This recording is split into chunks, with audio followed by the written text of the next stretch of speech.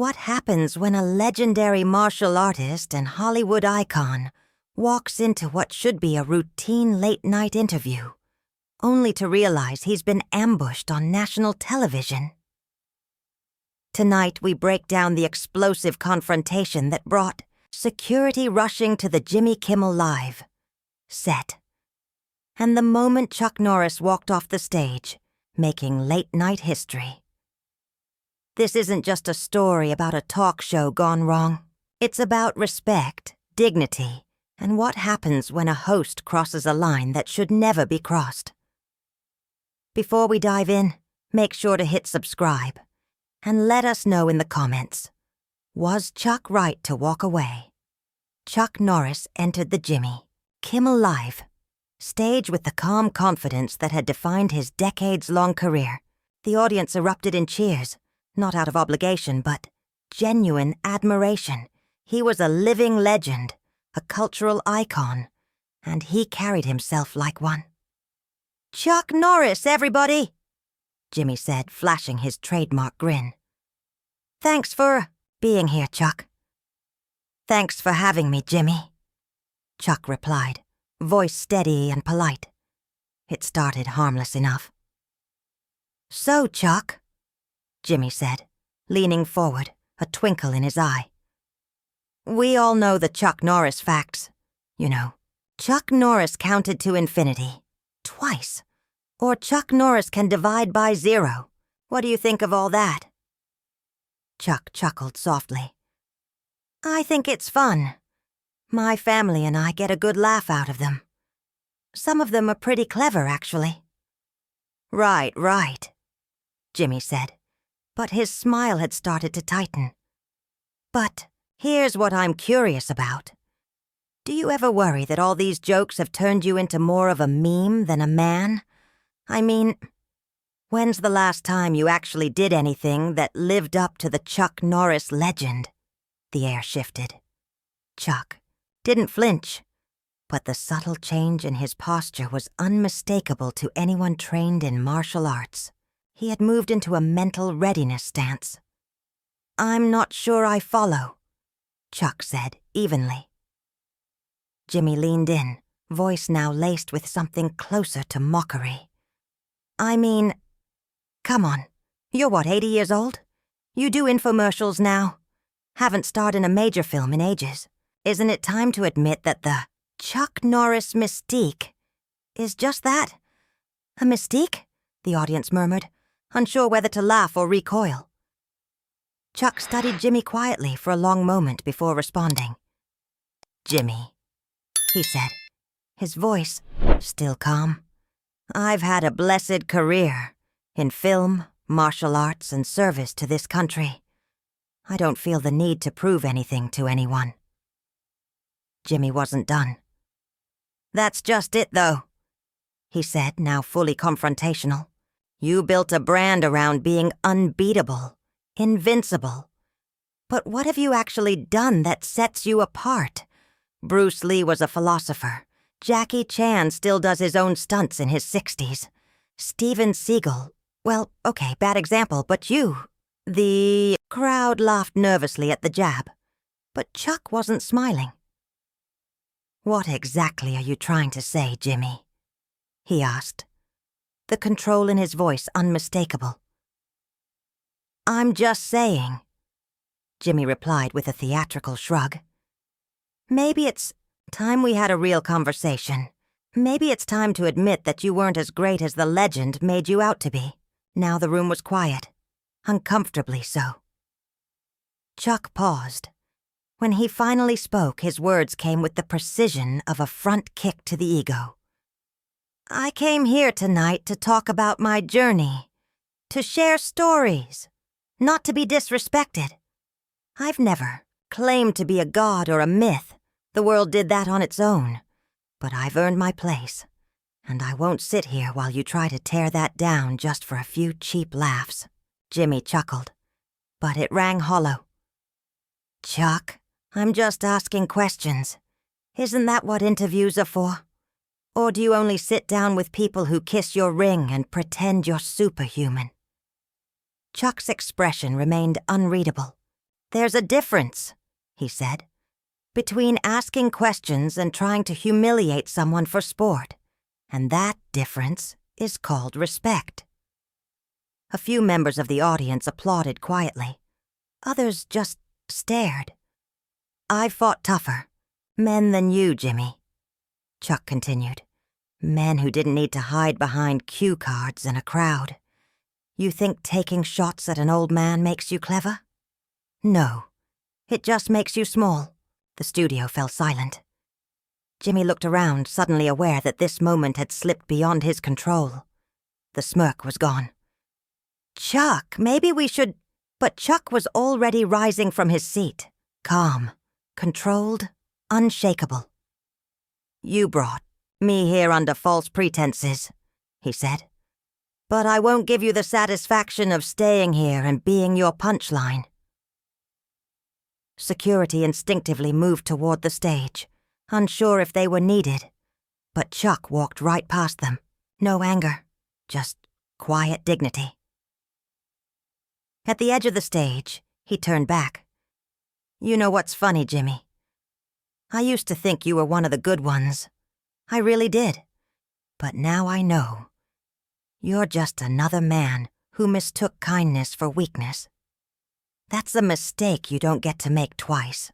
And with that, Chuck Norris walked off the stage, leaving behind a host stunned into silence, a crowd that wasn't laughing anymore, and a legacy not only intact, but sharpened. The credits never rolled that night.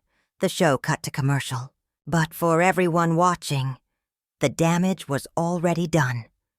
That night, Chuck Norris reminded the world that real strength doesn't need to shout. It just stands up and walks away. "What you're doing right now isn't journalism," Chuck said, his voice low and measured. "It's not even good television. It's just mean-spirited." Jimmy's grin twitched, straining under the weight of the moment. "Oh, come on, Chuck," he said, feigning levity. "Can't handle a little tough questioning? What happened to the guy who's tougher than nails? You gonna cry on me? Want a tissue?" The mockery in his tone was sharp, undeniable. A few audience members gasped, and the energy in the studio shifted. Chuck turned his head slowly and locked eyes with Jimmy. For the first time all night, the host seemed to realize just how far he'd pushed it. "You know what, Jimmy?" Chuck said, calm, composed, but with an unmistakable finality. "I've been in this business over 40 years. I've sat across from professionals and I've dealt with amateurs. I've been asked tough questions by real journalists, people who wanted to inform their audience. And I've been asked tough questions by people who just want to make themselves look clever at their guests' expense." Jimmy tried to hold his ground. "So, which one am I?" he asked, but his trademark cockiness was starting to falter. Chuck didn't miss a beat. "You tell me," he said, leveling his gaze. "Is this how you treat all your guests? Or just the ones you thought you could corner?" The silence in the studio was now suffocating. Even the band sat frozen, eyes averted. Jimmy shifted in his seat, clearly uncomfortable, but instead of backing down, he doubled down, driven by ego more than reason. "Look, Chuck," he said, trying to retake control. "I think you're being a little sensitive. This is comedy. This is what we do. We poke fun. We ask the hard questions. Maybe you're just not used to being challenged." Chuck's eyes narrowed ever so slightly. "Challenged?" he repeated. "Jimmy, I've been challenged in the ring by men who could break bones with a single strike. I've been challenged by stunt coordinators who asked me to leap off buildings without wires. I've been challenged by life in ways you probably can't imagine. What you're doing, it isn't a challenge. It's a performance. One designed to humiliate, not to illuminate." Jimmy scoffed. "But it sounded thin now, Come on, Chuck. You're a public figure. You've made millions off the tough guy brand. Don't you think the public deserves to know what's real? Let's be honest. When was the last time you were in a real fight? Not a movie scene. Not an exhibition. A real fight. The question landed like a taunt, and everyone knew it. Chuck's voice didn't rise. It didn't need to.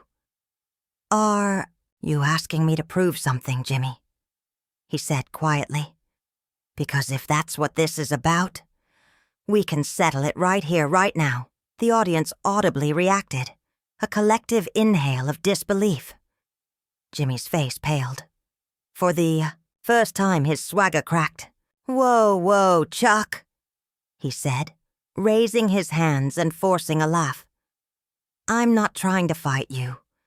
I'm just saying, maybe it's time to admit that the whole Chuck Norris mystique is just that. Mystique. It's show business, right? Smoke and mirrors.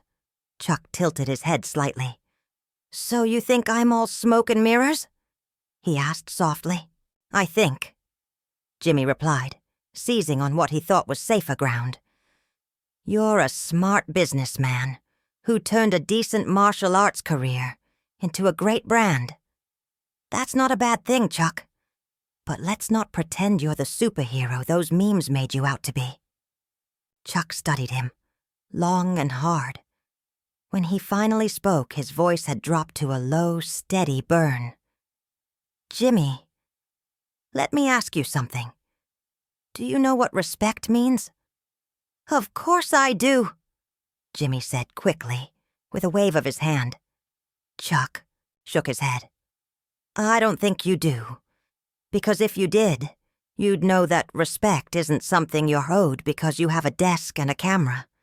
It's something you show, especially when someone is a guest in your house. Jimmy's smile was gone. His voice sharpened. This is my show, Chuck, he snapped. My house. And I'll ask whatever questions I want.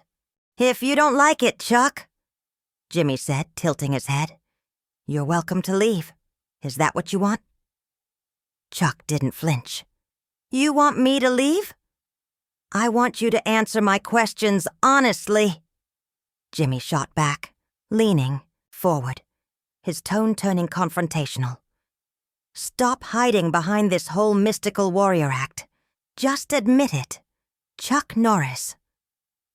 The legend is a character, and Chuck Norris the man is just another aging actor trying to stay relevant. The silence that followed was deafening. Chuck stared at Jimmy, unmoving. Then, with calm precision, he rose from his chair. The motion was slow, deliberate, but radiated power. Every eye in the room followed him. You know what, Jimmy? Chuck said, his voice low but firm, echoing through the now silent studio. You're right about one thing. Chuck Norris, the legend, isn't the same as Chuck Norris the man.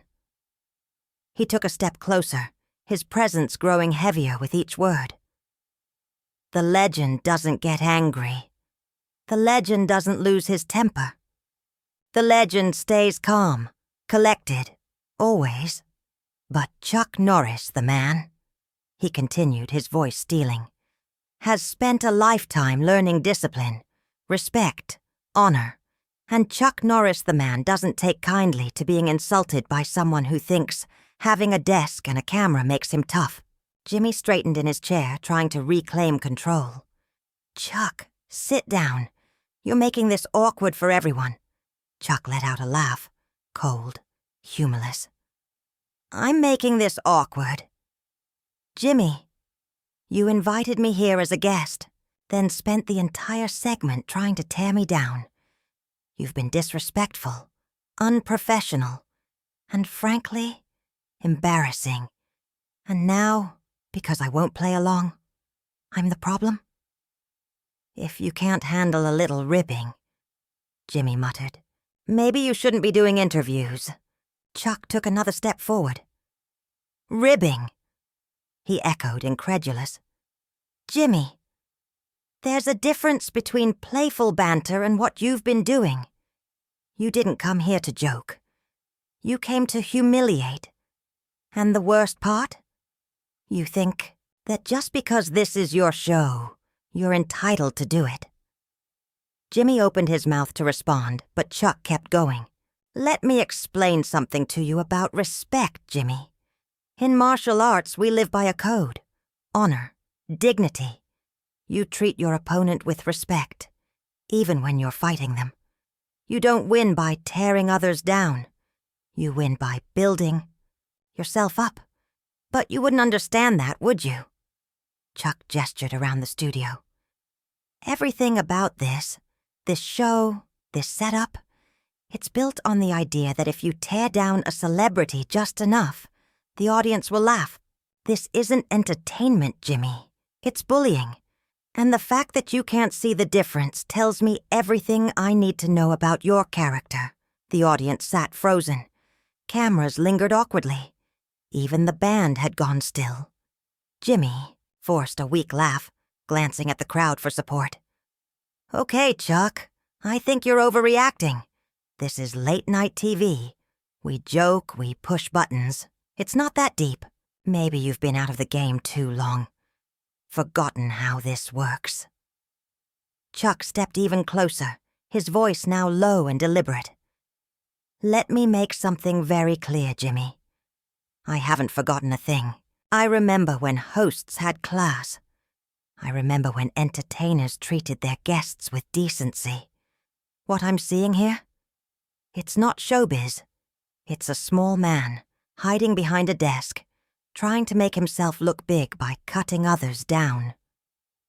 Jimmy's expression hardened. Now wait just a minute, he snapped, his own temper finally flaring. You don't get to come on my show and lecture me. I've been doing this for years.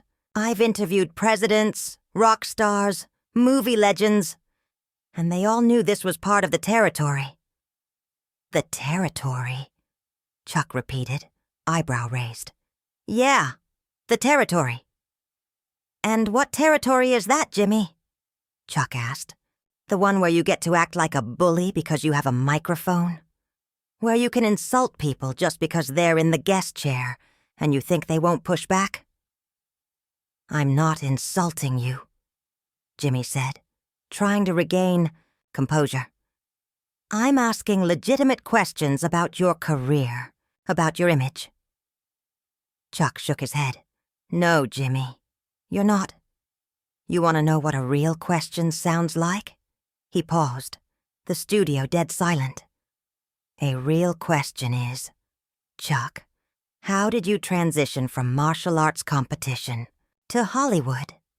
Or, what advice would you give to young fighters today? Even, how do you feel about the memes and myths people created around your name? But that's not what you asked. You questioned my accomplishments. You mocked my age. You implied I was a fraud. And then you tried to bait me, like I'm some kind of circus act. He looked around the studio once more. That's not journalism. Jimmy, that's not comedy. That's cowardice. Pretending to be clever at someone else's expense. Jimmy, that's harassment. His producer was frantically waving from offstage, her face pale with alarm. But Jimmy either didn't see or didn't care. His ego had taken the wheel, and everything else, the cameras, the crew, even the audience, had become background noise. Look, Chuck, if you can't handle the heat, get out of the kitchen, Jimmy said, reaching for a cliché like it was a lifeline. This is television. This is entertainment. If you wanted to be coddled, you should have done your interview with Ellen. That did it. Chuck's expression shifted, not to rage, but to something far more chilling. Quiet finality when he spoke. His voice was calm, but it had the unmistakable weight of someone who had spent a lifetime mastering control. You're absolutely right, Jimmy. If I wanted to be treated with respect, I should have gone somewhere else. Because clearly respect is something you don't understand and don't practice. Then, with steady hands, Chuck began unclipping his microphone. Every movement was slow, deliberate, almost ritualistic. Whoa, Chuck, what are you doing? Jimmy's voice wavered, just now realizing he'd lost control of the moment. You can't just walk out in the middle of an interview. I'm doing what I should have done 10 minutes ago, Chuck replied, his tone still calm. I'm removing myself from this toxic situation. Panic crept into Jimmy's voice. Chuck, come on. Don't be so sensitive. We're just talking here. This is great television. Chuck turned back one last time, looking Jimmy directly in the eye. Not with anger, but with quiet disappointment. No, Jimmy. This isn't great television. This is a train wreck. And the saddest part, you don't even realize it. You think humiliating your guests makes you clever, but all it does is make you look small. The word hit like a punch. Jimmy flinched. Small? He repeated, voice cracking slightly. Chuck nodded. Small. Insecure. Desperate for attention. He took a breath. I've met a lot of people in my life, Jimmy. Heroes and cowards. Champions and cheaters. But I don't think I've ever met someone so determined to look tough that they'd attack a guest on their own show just to feel bigger. Jimmy stood abruptly, red-faced and seething. You think you're better than me? He snapped. You think because you know karate, you can walk on my stage and disrespect me? Chuck didn't raise his voice. He didn't need to. No, Jimmy, he said softly. I don't think I'm better than you. I just think I'm better than this. At that moment, security began edging toward the stage, clearly urged on by the panicked producers. But Chuck raised a hand, stopping them in their tracks. There's no need, he said. I'm leaving voluntarily. Unlike some people, I know when it's time to walk away. Fine, Jimmy shot back, his voice cracking with humiliation. Go ahead, leave, run away, like the coward you really are. Chuck stopped at the edge of the stage, then turned. The room was so still you could hear the cameras whirring. Jimmy, he said, his voice echoing across the hushed studio. In over 40 years of show business, I've been called many things. Tough, disciplined, stubborn, even difficult. But until tonight, he paused. No one had ever called me a coward. So congratulations, you were the first. And, with that, Chuck Norris walked off stage. No entourage, no grand gesture, just quiet dignity. Jimmy stood behind his desk, frozen, his microphone still in his hand, but his words and his authority gone. The audience sat in stunned silence. The band didn't play, the crew didn't move. The only sound was the low hum of cameras, still rolling, as Jimmy Kimmel stood alone, face drained of color, finally realizing the joke wasn't on Chuck, it was on him. Well, Jimmy finally muttered, his voice barely audible. I guess that's Chuck Norris, everybody. But it was too late. What was meant to be a witty segment had turned into a moment of televised reckoning, one that would be replayed, dissected, and remembered for years. The man Jimmy tried to humiliate had walked away untarnished, and the man with the microphone was left to face the consequences of his own arrogance.